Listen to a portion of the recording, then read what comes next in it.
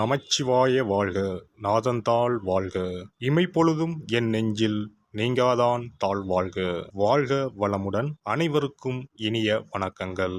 நாம் இந்த பதிவில் பெயர்ச்சியாகும் செவ்வாய் பகவானால் ராசிக்காரர்களுக்கு ஏற்படும் சுப மற்றும் அசுப பலன்கள் என்ன என்பதனையும், அசுப பலன்கள் ஏற்படுமாயின் ராசிக்காரர்கள் செய்ய வேண்டிய பரிகாரங்கள் என்னென்ன, வழிபட வேண்டிய தெய்வம் யார் என்பதனை பற்றியும் விரிவாக காண்போம்.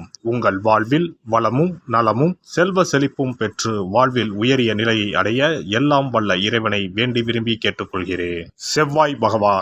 செவ்வாய் பகவான் சகோதரக்காரகன் ஆவார். சிவப்பு நிறத்தின் அதிபதி, ஆண் கிரகம், அதிலும் தைரியமான கிரகம். செவ்வாய் துடிப்பானவர், இளமையானவர், இள ரத்தம், வீரமான கோபமான இளைஞனை போன்றவர். எதற்கும் பயப்பட மாட்டார், துடிப்பானவர். தைரியத்தையும் வீரத்தையும் குறிப்பவர் செவ்வாய் பகவான். இவர் கிரகங்களின் தளபதியாக கருதப்படுகிறார். செவ்வாய் பகவான் மேசம் மற்றும் விருச்சிக ராசிகளின் அதிபதியாக உள்ளார். ஒருவருடைய ஜாதகத்தில் செவ்வாய் சுபஸ்தானத்தில் இருந்தால் அந்த நபர் வீரம், தைரியம், ஆற்றல் மற்றும் சக்தி வாய்ந்தவராக இருக்கிறார். அனைத்து கிரகங்களும் ஒரு குறிப்பிட்ட காலத்தில் தங்கள் ராசியை மாற்றுகின்றன. இவற்றின் தாக்கம் அனைத்து ராசிகளிலும் காணப்படும். செவ்வாய் பெயர்ச்சியும் அனைத்து ராசிக்காரர்களின் வாழ்விலும் ஒரு குறிப்பிடத்தக்க தாக்கத்தை ஏற்படுத்தும். இந்த வருடம் ஜூன் 1ஆம் தேதி சனிக்கிழமை அன்று செவ்வாய் பகவான் தனது சொந்த ராசியான மேசத்தில் பயிற்சியாக உள்ளார். செவ்வாய் கிரகத்தின் இந்த பயிற்சியானது மாலை 3:39 நடைபெறும். செவ்வாய் பகவான் ஜூன் 1 முதல் ஜூலை 12 வரை மேசராசியில் இருப்பார். மேசத்தில் ஏற்படும் செவ்வாய் பயிற்சியானது ருச்சக ராஜயோகத்தை உருவாக்கும். இதனால் சில ராசிக்காரர்களுக்கு அற்புதமான நற்பலன்கள் கிடைக்கும். செவ்வாய் பகவான் மகர ராசியில் அல்லது அதன் சொந்த ராசியான மேசம் அல்லது விருச்சகத்தில் இருக்கும்போது இந்த ருச்சக ராஜயோகம் உருவாகிறது. இந்த அற்புதமான சேர்க்கை ஏற்படும் போது அதன் செல்வாக்கின் கீழ் உள்ள ராசிக்காரர்கள் மிகவும் தைரியமாக, துணிச்சலாக மாறுகிறார்கள். சமூகத்தில் அவர்களின் கௌரவம் அதிகரிக்கிறது. பணிபுரியும் இடத்தில் தனி மரியாதை கிடைக்கிறது. இனி செவ்வாய் பெயர்ச்சியால் ஏற்படவுள்ள ருச்சக ராஜயோகத்தால் அதிகப்படியான நல்ல பலன்களை அடைய உள்ள ராசிகளை பற்றி காண்போம். எந்த ஒரு நிகழ்ச்சியாக இருந்தாலும் தலைமை தாங்க ஆசைப்படும் மீனராசி அன்பர்களே, நீங்கள் நிதானமாக முடிவுகளை எடுத்தாலும் எடுத்த முடிவில் மாறாதவர். இந்த செவ்வாய் பெயர்ச்சியில் எல்லா வகையிலும் நிம்மதியும் மகிழ்ச்சியும் உண்டாகும். எடுக்கும் எல்லா முயற்சிகளிலும் வெற்றிகள் கிடைக்கும். புதிய நண்பர்களின் சேர்க்கையால் உதவிகள் கிடைக்கும். பணவரத்து அதிகரிக்கும். வீடு கட்டும் பணியில் ஈடுபட்டு இருப்பவர்கள் தொடர்ந்து அதனை செய்து முடிக்க எடுக்கும் முயற்சிகள் சாதகமான பலனை தரும். கையிருப்பு கூடும். இதுவரை இருந்த தொல்லைகள் நீங்கும். நீண்ட தூர பயணங்களால் லாபம் உண்டாகும். மனதில் தைரியம் பிறக்கும். வாக்கு வன்மையால் ஆதாயத்தை பெறுவீர்கள். உயர்மட்ட பதவியில் உள்ளவர்களின் உதவிகள் கிடைக்கும். தொழில் வியாபாரம் சற்று நிதானமாக நடக்கும். எதிர்பார்த்த லாபம் இருந்தாலும் தொழில் தொடர்பான செலவும் கூடும். சரக்குகளை வாங்கும் போது கவனித்து வாங்குவதும் பாதுகாப்பாக வைப்பதும் நல்லது. உத்தியோகத்தில் இருப்பவர்கள் கூடுதலாக பணியாற்ற வேண்டியிருக்கும். பதவி உயர்வு கிடைக்கலாம். குடும்பத்தில் இருப்பவர்களுடன் கோபப்படாமல் நிதானமாக பேசி அனுசரித்து செல்வது நல்லது. சகோதரர் வகையில் உதவிகள் கிடைப்பதில் தாமதம் உண்டாகலாம். உடல் ஆரோக்கியத்தில் கவனம் தேவை. கணவன் மனைவிக்கு இடையே இருந்த மனஸ்தாபம் நீங்கும். விருந்து கேளிக்கை நிகழ்ச்சியில் கலந்து கொள்வீர்கள். பெண்களுக்கு ஆடை ஆபரணங்கள் வாங்கும் எண்ணம் அதிகரிக்கும். நிதானமாக பேசி மற்றவர்களிடம் அனுசரித்து செல்வது காரிய வெற்றிக்கு உதவும். கலைத்துறையினருக்கு எதிர்காலத்தை கருத்தில் கொண்டு சில திட்டங்களை ஆலோசிப்பீர்கள். எந்த சூழ்நிலையிலும் மனம் தளராது விடாமுயற்சியுடன் காரியங்களை செய்யுங்கள். வாகனங்கள் வாங்கும் யோகம் உண்டாகும்.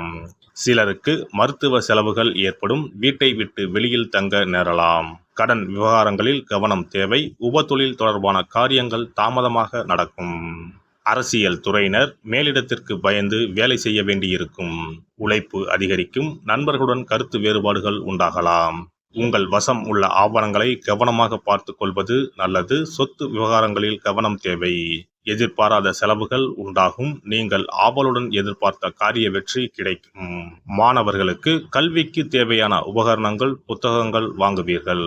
கூடுதலாக நேரம் ஒதுக்கி பாடங்களை படிக்க வேண்டியிருக்கும். நட்சத்திர பலன்கள். பூரட்டாதி 4ஆம் பாதம்.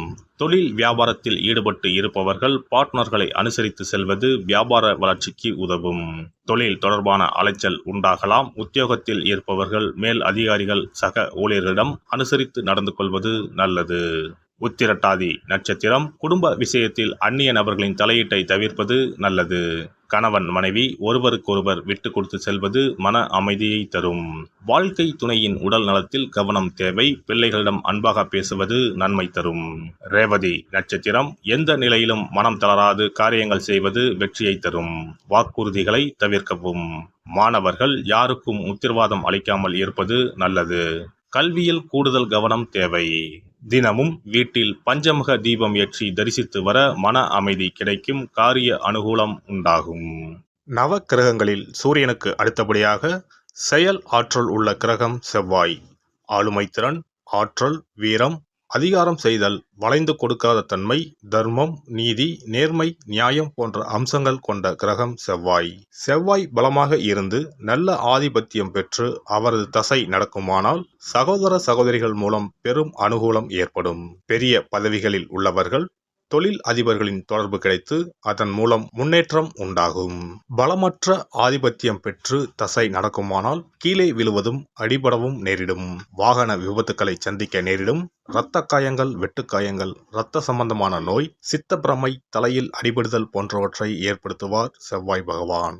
வீண் வழக்குகள், சண்டை சச்சரவுகள், மறைமுக நேர்முக எதிரிகள், பொருள் களவு போகுதல், செய்தொழில் வியாபாரத்தில் திடீரென்று பெருத்த நஷ்டம், அரசாங்க கெடுபிடி, பதவி இறக்கம், மறைந்து வாழும் சூழ்நிலை என்று பலவகை இன்னல்களை உருவாக்குவார். செவ்வாய் முதலான தோஷங்கள் அனைத்தும் நீங்க அவரின் அருளை முழுவதும் பெற செவ்வாய்க்குரிய அதிதேவதையான முருகனை வழிபடுவதும், கோதுமை ரொட்டி, வெள்ளை எள் கலந்த இனிப்பு பலகாரங்கள், துவரை போன்றவற்றை ஏழைகளுக்கு தானம் கொடுப்பதும் நல்லது. செவ்வாய் கிழமைகளில் விரதம் இருந்து செவ்வாய் பகவானுக்கு விளக்கேற்றுவது, சஷ்டி விரதம், கிருத்திகை விரதம் மேற்கொள்வது, தினமும் கந்த சஷ்டி கவசம் படிப்பது நல்லது. மேலும் செவ்வாய்க்குரிய கல்லான பவளக்கல்லை மோதிரத்தில் பதித்து அணிவது, சிவப்பு நிற ஆடையை அணிந்து கொள்வது, செப்பு பாத்திரங்களை உபயோகிப்பது போன்றவற்றால் செவ்வாயால் உண்டாகக்கூடிய தோஷங்கள் குறையும். செவ்வாய் பகவானுக்கு செய்யும் பரிகாரங்கள் அனைத்தும் முருகனுக்கு உகந்தது என்பதால் முருகனின் திருவருளும் கிட்டும். திருமண வாழ்க்கையில் செவ்வாய் பகவானுக்கு முக்கிய பங்கு உண்டு. திருமணத்துக்கு வரன் பார்க்கும்போது பிள்ளைக்கோ அல்லது பெண்ணுக்கோ செவ்வாய் தோஷம் இருக்கிறதா என்றுதான் முதலில் கேட்பார்கள். அந்த அளவுக்கு செவ்வாய் தோஷம் மிகவும் முக்கியமானதாக பார்க்கப்படுகிறது. ஒருவரின் ஜனன ஜாதகத்தில் லக்னம், சந்திரன், சுக்கிரன் ஆகியோருக்கும் செவ்வாய் இருக்கும் இடத்திற்கும் உள்ள தொடர்பை கொண்டுதான் செவ்வாய் தோஷம் ஒருவரின் ஜாதகத்தில் எந்த அளவுக்கு வலிமையாக இருக்கிறது என்பதை கணிக்க முடியும். செவ்வாய் தோஷம் இருக்கிறது என்றால் நம்பிக்கையோடு மிக எளிய பரிகாரங்களை செய்வதன் மூலம் தோஷ நிவர்த்தி பெறலாம். செவ்வாய் தோஷம் என்பது திருமண தடையை ஏற்படுத்துவது மட்டுமல்லாமல் மேலும் பல இடையூறுகளையும் ஏற்படுத்தும்.